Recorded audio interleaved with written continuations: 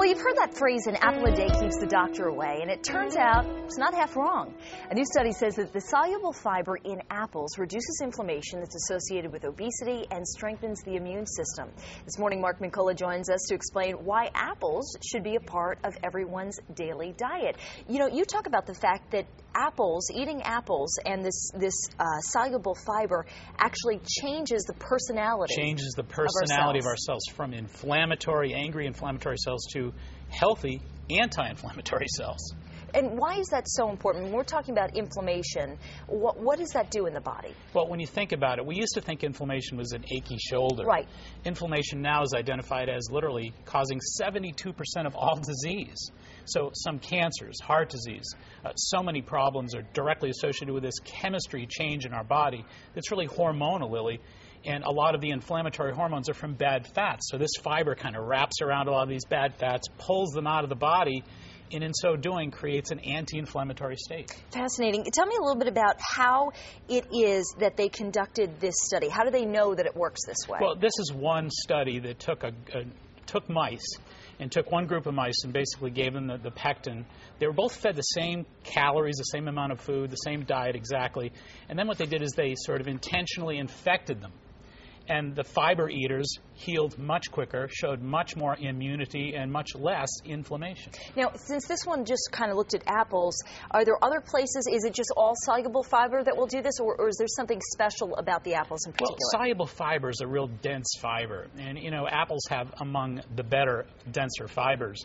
But carrots, citrus, sunflower seeds, oats, barley, they all have that same kind of dense fiber. And really, for all intents and purposes, all fruits and vegetables are pretty well loaded with this stuff. And even if you were looking at it just from a vanity perspective, if you eat that, it's going to fill you up and hold you for a while. Well, absolutely true. I mean, I think the key really here is that so many empty calories kind of go in, go out quickly, and keep you hungry all the time. These denser, sort of fibrous calories really do fill us up and make it easier to sustain us for longer periods of time. So the big question is this something that you should incorporate like an apple a day, like the phrase says, or should you have one at every meal? How should you use this information to your benefit? Well, I think there's a couple different things we can take away here. Apples certainly are a great way to go, no question about it. I saw you eating your apple, by the way. And apples are really unbeatable as far as that denser fiber. But again, as we point out, so many fruits and vegetables, the carrots, the sunflower seeds, the whole oat brands, etc. These are loaded with similar fibers. I think what it really says more than anything, number one, is a lot of fruits and veggies in that diet are really, really important. We're finding out so many new reasons why that's the case. But it also says that if somebody really wants to, they can go to the health food store, they can supplement with 500 milligrams of this fiber. Safe to take. It's not going to bother anybody. Good fiber is always a great way to go. We're supposed to have 30 grams a day anyway. So to supplement the diet with apple fiber, apple pectin, I should say, is a great way to go to add to those fruits and vegetables. And isn't it the case that most Americans don't get enough fiber in their diet every day? Ooh, absolutely true. The average American is getting about 15 to 18 grams. We're supposed to get 25 to 30. So the colorectal cancer problem comes to mind here.